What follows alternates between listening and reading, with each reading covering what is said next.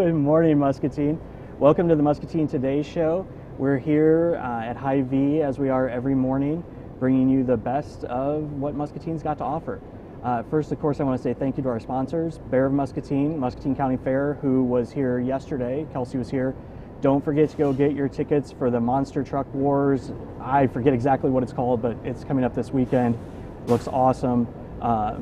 Harper Cycling and Fitness, go get a bike, get a little bit of riding in yet this fall before winter hits. Becky Insurance, Muscatine Power and Water, Rivo, Plumbing and Heating, Impact Life Blood Center. I know there's definitely a need for blood. Lutheran Living Senior Campus, Toyota of Muscatine, Impact Fitness and Nutrition, Unity Point, and of course here at Hy-Vee. Again, I want to say a quick shout out to Autumn and Scott and their whole family who lost Scott's father on Monday. So all of our thoughts are with you. And hurry back, because I'm sure Muscatine's getting sick of watching me already. A couple of quick things on the news and events front. The West Liberty mayor did resign last night in their city council meeting. Margaret will have more on that today for you on Discover Muscatine's Facebook page. And then tomorrow night we have Almost Friday Fest. And Friday night we have Muskie football, sort of. The Muskies play up at Cedar Falls. However, we aren't able to live broadcast it because of some stuff in the Unidome. We'll be there. We'll have it for you Saturday morning. You'll be able to watch the whole thing in its entirety. So be ready for that this weekend. And I think that's about the big stuff for what's going on this weekend. What? Oh, geez. The walk. Oh, geez. The Walk to End Alzheimer's. How did I almost forget that? That is Friday night as well. Holy cow. Well, and the rest of all, yeah, Almost Friday Fest is a whole thing. Jeez, I'm getting instructions from off screen here. Jess thinks she knows what she's doing, which she does. I should listen to her more. Anyway, and Navi's sitting over. This is the first time she's ever met me, and she's sitting over there laughing, so she's figured out what she's supposed to do. So, yes, there's the rest of Almost Friday Fest this weekend, and then also Friday night is the Walk to End Alzheimer's. Definitely make sure, if you don't have a team in that or a group to participate with, reach out, find Megan Francis, and they'll get you connected. So, speaking of Navi, we have the new Food Pantry coordinator here for MCSA. Navi, nice to meet you. Nice to meet you as well. So you've been at the Food Pantry and MCSA now since May, you said? Yes. What brought you to MCSA? So I had been working in the restaurant industry for a really long time, and I was looking for something that I felt was a little bit more impactful. And so I was looking online and saw that MCSA was hiring. And so I just filled in an application, and when I went in for my interview, I had just like an amazing interaction with all of the team and all of the staff that I met. And when they were talking about their food program and what their expectations were for the program, I just fell in love with the fact that it wasn't just about providing people with food. Like, we try to serve the whole person as they come in. And so all of the different community partners and things like that that we bring in on a daily basis every time we have pantry, like, I just fell in love with the entire environment, and I knew it was something that I wanted to be a part of. Well, that's awesome. And, you know, MCSA, you know, a lot of people think of it just as the homeless shelter, and it's really so much more than that. Scott has done a tremendous job over the last, I don't know how many years, handful plus, let's say, that official measurement, of really making sure that, you know, if there's a hole in the community and what's needed, he and the rest of the team do a great job of analyzing what's there, where there really is a hole and a gap, and how they can, like, you know, they do a lot with the housing side, and all that stuff. So it definitely is a whole person thing. And again, to your point, what I love about it is it's not just like a handout, which is good. People need that, and it's absolutely great. But they always are making sure, is there anything else you need? What else can we help you with to help you get back on track? Because that's ultimately what everybody's goal is. Yeah. So how was the first couple months at the Food Pantry? What'd you think? There was never a dull moment. You never knew exactly what was going to happen. We were in the middle of construction when I first started. Oh, so, and then the building next to us is also in construction. So it was kind of just like a toss-up of like, are we going to be inside today? Are we going to be outside today? Nope.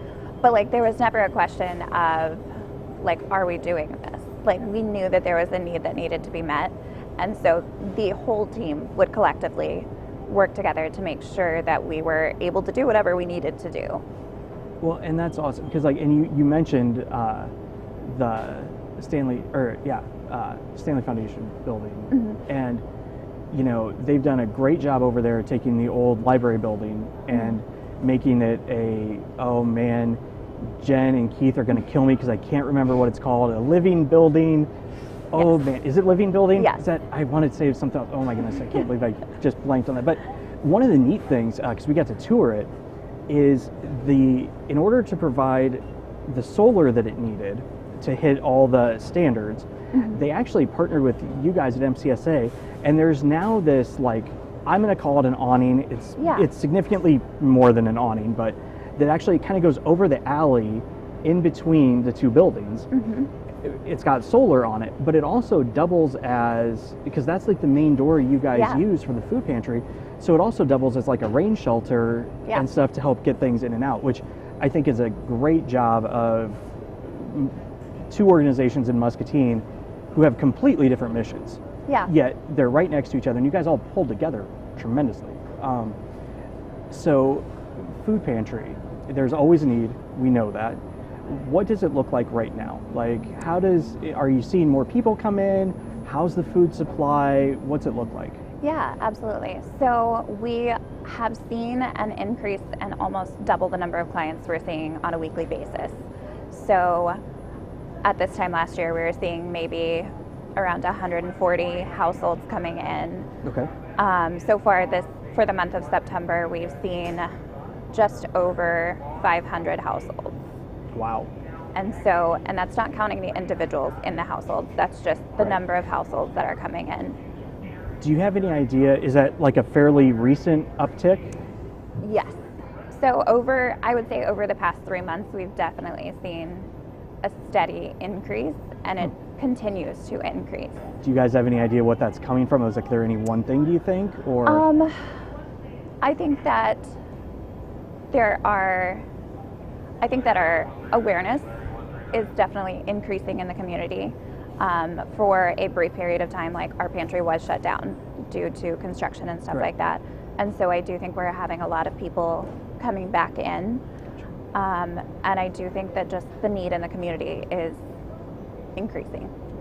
And that's, one thing that, I've lived in Muscatine my whole life, and it's always been interesting because it doesn't sometimes feel to a lot of people like there's a lot of need, but there is a tremendous need in this community. And it's, a lot of times this stuff's silent. I used to work with Flickinger Learning Center quite a bit, and, you would talk to families about like the backpack program and like how impactful just that simple thing is, because it just takes that stress level off so they can focus on other things. Yeah. I don't know, like food insecurity numbers, which means like if you don't know where a meal is going to come from in the next 24 hours, I think that's still the definition. And it's a really high percentage of Muscatine compared to what you might think. Yes.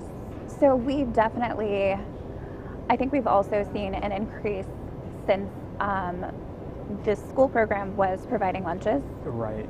And during that summer break, once that stopped, we also did see an increase in our numbers as well. Right.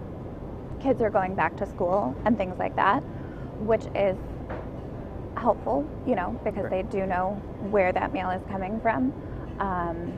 But I do think that our goal is to also maintain the number of clients that we've had. Well, and to speak to that school program, during COVID and some of the other stuff, and I'll probably get some of the details of this wrong, and I'm sure Tony or somebody else sent me a message like, yeah, you missed that. But basically, like during COVID and stuff, there was extra funds available from like the FDA or somebody, I don't remember, that helped them provide for like everybody. And those programs have ended. And so that kind of shifts some of that burden back onto the community that we didn't have to carry for a while. And I'm sure that's probably landing at your front door. Yeah, absolutely. I do think that we have been able to collaborate with different organizations here in the community. Just like we had a delivery problem last week, and we were able to reach out to different organizations in the community, and they were able to come together and help us make sure that we had everything that we needed. Have you ever thought about putting a slingshot on the top of the building and you could like fire packages out to people? Yeah. Kind of like Angry Birds? Yeah, Like, definitely thought of it. If we could just like slingshot our Riverbend deliveries into the building. oh, that would be even better. Yes, those are very heavy. They are. We used to, when we did the backpack program, you know, you're carrying these boxes and like, that's like dense food. Like Yeah. it's nutrient packaged. I mean, it's not bread. I mean, there is bread, but Yeah. it's not like you're just carrying loaves of bread around. Is there anything that, you know, the community generally usually has a pretty good idea of what a food pantry does, but is there anything that you would like the community to know about the food pantry that they may not know? Yeah, so we are on our way back to what's called a full choice pantry. Right now we are, we have prepackaged bags available. Clients are able to come in. We try to offer additional meat choices, and the support from local farmers in the area has been amazing. So far this month, like we've had 700 pounds of produce donated. Wow. And so I feel like we're well on our way to making sure that we're offering a balanced and nutritious meal option to everybody who comes in. But we are headed back to a full choice pantry, which allows clients to come in and choose the food that they need. Because I think it's really important for us we try to always actively listen to what our clients are telling us, like this is the need I have. But I think it also destigmatizes the fact that like it's just everyday people who are coming in and have need, you know. And so if we're able to empower our clients to come in and make healthy choices for themselves, I think that that's really important. Well, and one of the other great things is even, you know, I've heard some people say when they talk about like a full choice pantry and they're critical of it, I think they are under this impression that it's almost like a Hy-Vee where they can literally go get anything they wanted, and it's not that. I mean, it's all still good stuff. It's all still, you know what I mean? But it's just, it gives you the variety, you know, in case you don't like kidney beans or something. Yeah. I mean, that's probably a really bad example. But you know what I mean? Like, it still gives you the personal variety while everything is still reasonably healthy, reasonably, you know. Yeah. So I think that's one of the things that I've heard in the community, not necessarily this, just in general, when they talk about full choice, and it's really a great thing, but if you don't understand it, you could potentially be like, wait, they can go get ho-hos? No, they can't go get ho-hos. Yeah. You know? I mean, unless maybe there's a special treat or something, but it's not like that's the core food. Right. So, so looking at, you know, the next couple of months, is there any big needs that you guys have? Is it volunteers? Is it food? Is it just dollars for resources? What do you guys have that the community can help you with? So I think it is a couple different things right now. We also, in addition to our food pantry program, we partner with United Way and do a home delivery program for our clients that aren't able to come into the pantry during those hours. And so we have 100 clients that we are also seeing on Thursdays. Okay. In addition to the numbers that we're already seeing. Oh, wow. So we have a need for drivers to help us deliver those things, and we are adding more clients to that list weekly. Wow. And so making sure that we have enough drivers to go around, that everybody can get the food that they need in a reasonable time frame, you know? Right. And then also just volunteers to work in the pantry and come help out. We've had a lot of different groups coming in, and it's just been so cool to see, especially like a couple of youth groups and things like that coming in and just having, like, the kids are having a great time. Right. And just the atmosphere is so much fun. So what does, like, the volunteer driving, do they reach out to the team at the United Way? Do they reach out to you? Either, both? And I assume that could be probably a fairly short thing too. Mm-hmm. Like, it wouldn't take a big commitment to be able to help out. Absolutely. So they could reach out to us directly, and we could help them get set up with that. I think we're going to see an increase in donations over the next holiday period. We have our annual ham and turkey giveaway that we partner with Hy-Vee with.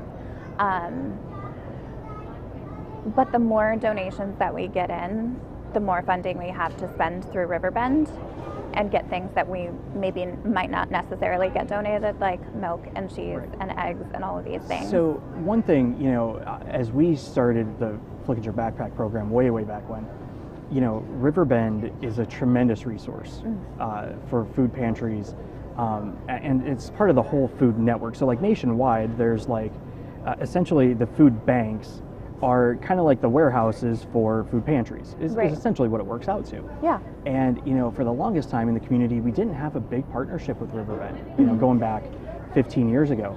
And it's great to see Muscatine embrace this concept, because a lot of times we were trying to like do it ourselves, and we were worried about, you know, do you pay for food at Riverbend? You do, but it's such a fraction. Yeah. I mean, it's literally, it's not even pennies on the dollar. Yeah. And that's what helps them, you know, keep the refrigerators on to hold all this stuff, because a lot of places like Walmart and some places like that donate into that system because it's easier for them logistically. Yeah, absolutely. And so then like those are all waiting, and then it allows the food pantries the flexibility to get what they need. So like if you guys had a bunch of donations of, let's just say you got 16 pallets of bread donated, probably doesn't happen, but then you don't need bread, you can get whatever else you need to because the food pantry's got it. Yeah. So how, is there anything that like, have you been up to Riverbend? I have, yes. Is anything surprise you when you went in there? I don't know why, like I knew it was a warehouse walking in, but I didn't know that it was like a huge warehouse. It is. And so then like we walked in, and I just like stopped for a minute and was like, oh, this is not at all what I expected. No, it's, I mean, that is an operation. I mean, it is, and they, I mean, and it's probably changed, but I mean, like, I think they served 20 some odd food pantries in the Eastern Iowa, Western Illinois area. Yeah. So, you know, there was a point where we were the lowest utilizer of Riverbend when we had like the highest levels of poverty in the community. Right. And now I think that's kind of flipped a little bit. I mean, I think we've really engaged with them, and I'm so happy to see that. Yeah. So we were just ordering from Riverbend once a month, but with the increase in clients, we've increased that to twice a month. What does an order from Riverbend look like? People, you got to understand what an order from Riverbend is. Okay. What's an order from Riverbend look like? So this super fun truck pulls up, and right now it's a little logistically, it's an opportunity for sure. And so they bring these pallets, and generally the question is like 7 or 8. And when we know that, it's like 7 or 8 pallets that we're unloading. Generally our orders are about 5,000, 6,000 pounds, which like in my head doesn't sound like a lot. That's a couple tons. And then I like see it come off the truck, and I'm like, oh yeah, I remember that this is a lot. Yes, it's a lot of, so I'm sure they wouldn't mind some extra hands when those come in. Yeah, absolutely. But that's awesome. I love everything you guys are doing down there. It's, you know, this nice, consistent resource for Muscatine. Yeah. You know, again, Scott and the rest of the team down there, all you guys do a great job of being there. You know, it's just there. And regardless of what, you know, funding challenges there are, whatever, you guys find a way, and that's awesome. Is there anything else you'd like everybody to know before you take off? Yeah, so I think I just want to remind everybody that we try to be a low barrier resource for the community. Yes. So if there is a need, like we're a no questions asked kind of organization in the fact that like if you need help, like we want to help you. Right. And so I hope that it's a mixed feeling of like, I hope that we don't continue to see our numbers grow. Right. But also if there is more need, I hope that we're able to continue to meet that need. You know, and that's a really interesting point.